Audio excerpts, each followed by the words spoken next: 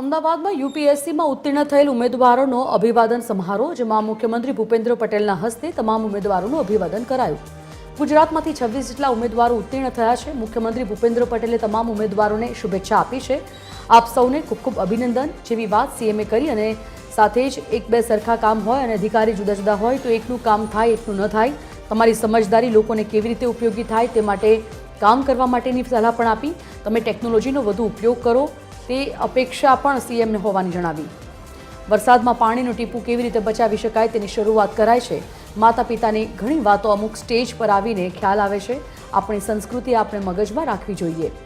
તમે કઈ પ્રાયોરિટી પકડીને આગળ વધો છો તે તમારા ઉપર છે. રાષ્ટ્ર માટે સૌથી વધુ કામ કરવાનો મોકો તમને બધાને મળવાનો છે, ત્યારે લોકોની મુશ્કેલી કેવી રીતે ઘટે તેના પર કામ કરવાનું છે.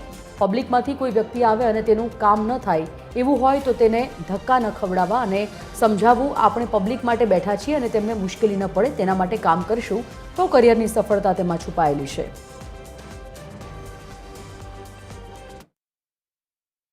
ટોપ કર્યું છે, યુપીએસસીમાં ટોપ કર્યું છે એટલે બુદ્ધિ માટે કોઈને પ્રશ્ન હોઈ શકે એવું માનવાને કોઈ કારણ નથી, કારણ કે તમારી હોશિયારી છે જ.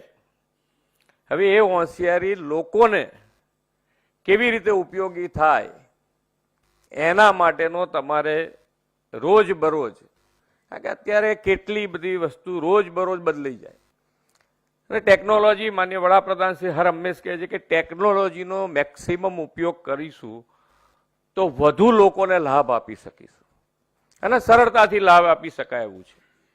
તો એના માટેનો તમે સૌથી વધારે ઉપયોગ કરશો એવી મારી પણ અપેક્ષા છે કે ભાઈ તમે ટેકનોલોજીનો વધુને વધુ ઉપયોગ કરો.